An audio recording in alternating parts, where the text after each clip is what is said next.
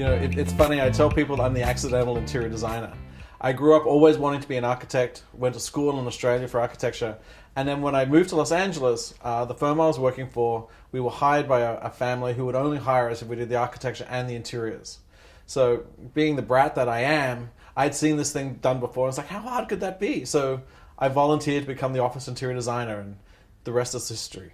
I think if you look at my work in totality, you'll see that I go through sort of different periods and different styles.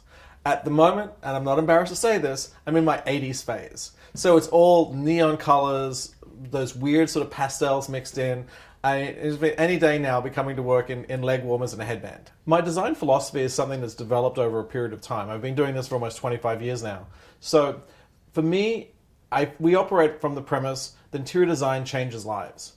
That we're not just creating pretty rooms, we're creating backdrops upon which people live their lives. So those wedding photos, those prom photos, all the backgrounds upon which your life is lived is all created by a designer on some level. And so for us, it's about how do we manipulate that to bring out the best in people. It was funny, we had a story with we did a house for a very famous A-list actor. And I'd written on my blog the day before about when we show people their houses, there's always tears and da-da-da.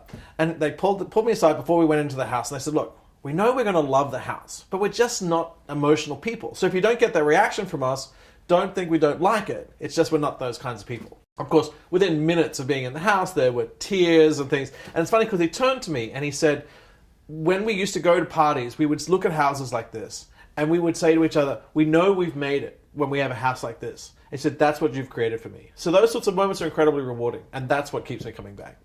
I think the reason why my collaboration with NousDecor has been such a success is because we really come and look at the world in exactly the same way. It's about how do we use design to change the world? And how do you create moments for people where they can transform their lives through the way that they surround themselves?